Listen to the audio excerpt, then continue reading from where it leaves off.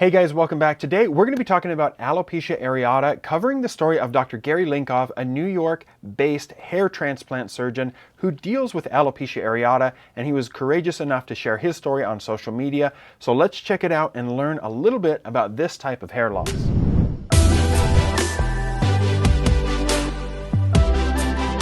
We're going to jump into Dr. Gary's story. His YouTube channel will be linked in the video description below, so definitely check out his page. He's got a ton of really valuable information if you're interested in anything about hair loss or about facial plastic surgery. He is a board-certified ear, nose, and throat surgeon. We call that otolaryngology, who then did a fellowship in facial plastic surgery, and he also specializes in hair transplant surgery. So he's an incredibly well-educated, very smart, and incredibly nice human being, and I'm happy to share his story today and also give you a little bit of information about how we approach a condition like alopecia areata from a dermatologist perspective. Hey guys, Dr. Gary here from City Facial Plastics. So as many of you know, I have alopecia areata, which is a type of autoimmune condition where the body attacks its own hair follicles. So I've purposely kind of kept my hair messy so you can see the amount of scalp that is So he's really thin all over. And there's a and then has a much more thin area there on the side. On my left side, you can see that the eyebrows have significantly thinned out and my eyelashes are almost all gone. And this has occurred over the course of the last 2 months in terms of the progressing pretty quick and the facial hair loss. But I've had this condition for about 10 years. It started as patches of hair loss on my legs, and then it's interesting that it started on his legs. The hair used to come back, and then it stopped coming back, and it progressed upwards to my upper extremities and then ultimately to my scalp. And I had a spot form about 2 years ago around this same area, but a much smaller area on that side of the scalp. And over about 9 months of time, the hair grew in. I had a couple of steroid injections. Not sure if those can be helpful. We'll talk about that. The hair did come back, and the rest of my scalp was pretty nice and full, as you guys have seen in all my photos. But then about 3 months ago, I had a bout of Bell's palsy that took out the right side of my face. It just went weak for 3 weeks, and as I went through different treatments to try to get that back, I ultimately suffered from a significant hair loss episode, and so that was probably an episode of telogen effluvium. So that's a whole different type of hair loss. My alopecia areata. Okay, so let's pause right there for just a second. We've already got a ton of good information from Dr. Gary here about his own personal journey. Let's start with the different types of alopecia areata. So in general, alopecia areata, if we just break down that terminology, alopecia is hair loss and areata means circular, because that's the most common presentation, is circular areas of hair loss. Now the scalp is the most common area to see this develop, so it's interesting to me that he states that it started on his legs and then kind of worked its way up and then eventually landed up to the scalp. That's not a common way for this to occur. There's kind of a few different classifications of alopecia areata. So just alopecia areata that starts on the scalp and is self-limited. There's not really a particular name for that. We just call it alopecia areata. And for most people, like the lifetime incidence of experiencing alopecia areata is 1.7%. Overall, this condition affects maybe up to 0.3% of the population at any time. But if you experience it, most of the time you're going to have 1 or 2 areas of hair loss on the scalp, and with quick treatment, it'll come right back. There is a type called ophiasis pattern, and that's where you lose the hair kind of in a circular pattern around the perimeter of the scalp, and that's a very resistant to treatment type of alopecia areata. So whereas most guys lose hair on the top of their head for male pattern baldness, this ophiasis pattern, alopecia areata, kind of goes around the perimeter of the hair and spares the top of the head, and it's really resistant to treatment. Then there is alopecia totalis, and that's when you get the loss of all of the hair essentially on the scalp, where it doesn't just affect individual areas, but you're losing all of the hair across the scalp. And then we have alopecia universalis. That happens when you lose all body hair, which is where Dr. Gary Linkov has gone with his condition, as he talks about that he didn't just lose it from his scalp, but he's also lost hair from his eyebrows, from his eyelashes, from his arms, from his legs, and presumably from places like the axillary and groin hair. and that is alopecia universalis. And that's a really aggressive type of alopecia areata. When you experience it, it's really difficult to treat for a number of reasons that we'll talk about. In addition to dealing with intermittent alopecia areata, where he has periods of loss of hair and then recovery, then he also talks about having an episode of something called Bell's palsy. And this is where the nerves of the face are essentially compromised for some reason. It can happen after an infection. It's been reported to happen after periods of great stress, sometimes after vaccination. For most people, it's a temporary phenomenon, but they can get facial paralysis. Sometimes it's difficult to close their eyes. Sometimes they drool a little bit out of the side of their mouth. There is somebody pretty famous that has Bell's palsy that has not recovered from it, and that's Hathor, and he is one of the world's strongest man competitors, or you may have seen him on Game of Thrones, where he plays a character named the Mountain. But the stress of going through Bell's palsy, Dr. Gary explains, caused a different type of hair loss called telogen effluvium, and that's a rapid shedding of hair, usually all over, that can happen after stress, after surgery, after loss of a loved one, some great physical or psychological stressor. And basically the body says, we're going into survival mode. We're going to do everything we can to preserve our life here, and hair growth is not a priority. And so it doesn't try to grow hair, and your hairs kind of all go into that falling out phase. But for most people, they're going to regrow after that. One example of this is the hair loss that women may experience after pregnancy. Typically, their hair gets really thick during pregnancy, and then they'll go through a period of loss. And that's kind of like a form of telogen effluvium, and most of the time it recovers great. So not only did Dr. Gary have the bad luck of having alopecia areata, but then he experienced an episode of telogen effluvium, which kind of accelerated things for him. And the hair, unfortunately, has continued to consistently shed over the last few months. And despite PRP treatment, which I do to others, and PRP can be a good treatment for lots of different hair loss types. types. Changed much, steroid shots, nothing has really done a whole lot. So I sought out Dr. Kumar Sudeku, who is an amazing hair dermatologist here in New York City. And so he's been my treating physician for this condition now. And we talked about the different options. I'm actually going to have him as a guest on my Insta Live Face Facts series. But we spoke about a couple of different options. Okay, so this is, I think, a good example that probably myself and other doctors can also learn from, is that he didn't just try to treat himself. He really, even though he is a facial plastic surgeon and he does a lot of hair transplants, as an ENT, dealing with an autoimmune hair loss condition like alopecia areata is not what he was trained to do. So he sought out the expertise of a dermatologist, and that's really, again, the specialty that is most educated to deal with all of these different types of hair loss, including alopecia areata. So he phoned a friend there and went and saw a dermatologist to get additional information on how he could best treat this. A couple of different options, mainly a type of oral medication called a JAK inhibitor, which is an immunosuppressive agent which has been shown to help in alopecia areata patients. JAK inhibitors do suppress the immune system. COVID-19, especially here in New York City, I felt like suppressing my immune system was not a good idea with this circulating virus. And just in Probably general, a good call. Getting sick with different things, if you're immunosuppressed, it kind of increases that risk. So a JAK inhibitor, JAK stands for Janus activated kinase, and these are immune suppressive medications that currently are approved in the US for a condition called rheumatoid arthritis. But because they broadly suppress the immune system, they are being explored for other conditions like psoriatic arthritis. And what they have noticed in some of the clinical trials is that individuals who have one autoimmune condition, of course, are more likely to have other autoimmune conditions. And if you have alopecia areata, you're more likely to have thyroid disease or type 1 diabetes.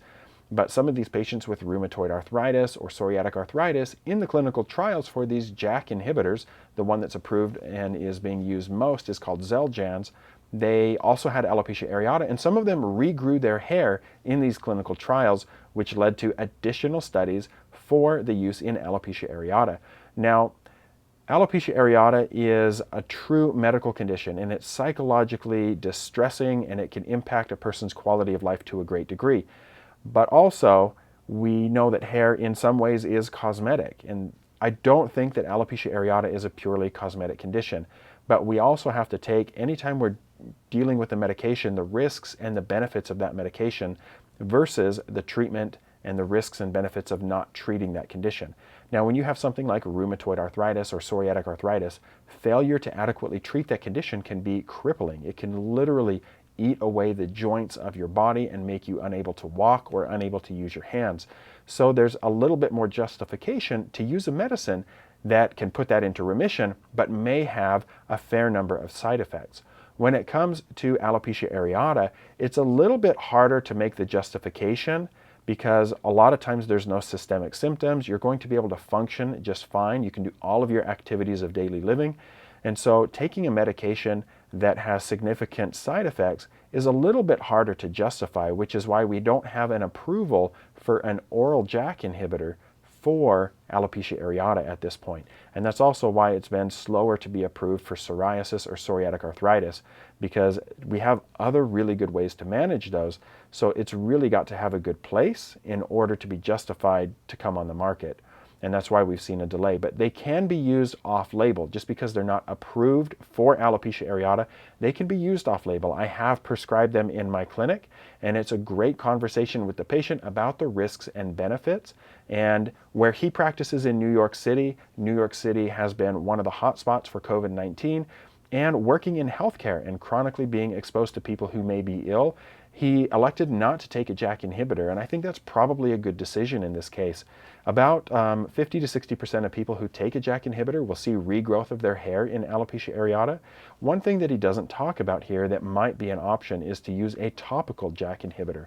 And this is something that a compounding pharmacy can make. They can take that Xeljanz, or tofacitinib is the generic name, and mix it into a cream to be applied to the scalp. The biggest downside of that is that it's really, really expensive. So a 1 month supply from a pharmacy, last I checked, was well over $300, and most people just can't afford that.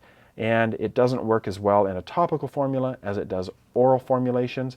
And so paying that much money for something you don't know if it's going to work is kind of hard to justify. So instead, he recommended that we start on something called Squaric acid, which I'd never heard of before. And being, that I'm a hair restoration surgeon, you'd think that somewhere, in some course it would have been mentioned, but it's not a widely used treatment. However, Squaric acid can be really helpful for the treatment of alopecia areata. And so what this is basically it's an irritant that is applied to the area where you've lost hair, where you're hoping to gain hair back. And it's meant to train the body to attack the skin in that location instead of the hair follicle. And so that's what makes it kind of unique and different. And when you look at the clinical trials that have been done on Squaric acid, is just as effective, about 60 to 70% efficacy, compared to the newer JAK inhibitors, which you basically take a pill for the rest of your life. So I am very excited to start on Squaric acid. I actually had my first treatment in the office with Dr. Kumar. That was a sensitization treatment, so we did 2% Squaric acid applied to exactly the right way to do it. Main area of loss here. And that was mainly to see if there was a reaction, like an allergic reaction, and just to sensitize the body to that chemical. So Squaric acid is an irritant when it's put on the skin, and it can be used in alopecia areata. Sometimes we can even use it to treat warts. But you take a 2% Squaric acid solution and you put it in the area where you're trying to regrow hair. And this is your sensitization, as Dr. Gary describes. Your body hasn't been exposed to it before, so it doesn't really know what to do, and you're not going to have a reaction. So you put on a little bit higher concentration at 2%, and then you give the body at least 7 to 10 days to kind of process what just happened. So when you develop allergic contact dermatitis, you basically have to get exposed to something more than one time, because the first time is just your body taking it in, processing it, learning what it is, and then the next time you're exposed, you're going to react vigorously to that if you've become allergic to it. And that's the same with Squaric acid. The reason that it can work is we're not necessarily getting the body to attack the skin, but we have different branches of the immune system that function in our skin, and we call this a Th1 and a Th2 response. So in alopecia areata, the body is attacking the hair follicle. The immune systems, the white blood cells, are attacking the hair follicles. And when we take Squaric acid and we sensitize the body to it, and then we put on lower concentrations of Squaric acid, we're trying to get just enough on there to create a little bit of irritation. But what that does is it tells the body that there's a problem in the skin, and so the immune system, thinking that it has a contact dermatitis or a foreign invader or something else, has to switch gears from one immune response to another type of immune response to go and solve the problem in the skin. And when it does that, it really has a hard time doing both things at once. So it can't both attack the hair follicle and go and fix the problem in the skin. And so when we create a little irritation in the skin, sometimes we'll see the hair grow back. As he illustrated, 60 to 70% success rate. I don't know that I've seen it be that high in my clinical use, but it's definitely a promising treatment and does work well for some people. So now I've started on, so that was at 2% squaric acid. Now I've gone back down to 0.01% squaric acid. So you go much lower because you just want to create a little bit of irritation. You don't want to get a bad rash like poison ivy style. And, you just want to get enough irritation to get that immune system to switch. So that's why we apply to one side of the scalp. Hair growth does take a long time. Just apply everywhere, and then maybe the hair would have grown back on its own. This is a different hair loss condition, mind you, than like male pattern baldness, where you have recession of hair. Notice how my Squaric acid does not work on male pattern baldness. Low and at a good level. However, I have kind of patchiness sort of all throughout, and just a global type of thinning that's occurred, and obviously in other parts of the face as well. So squaric acid we apply to one side of the scalp to see if there's a change in the amount of hair that grows in. If you start to notice a difference on that side, like there's more hair coming in, great. Then you start to apply it to kind of the rest of the scalp. So that's the way we're doing this treatment. Perfectly explained. So you start at a very low concentration and you do that for at least a few days. And then if you're not getting any type of response, then you can take a step up from 0.1% to 0.2%. 0.2% to 0.5%, and you can work all your way up.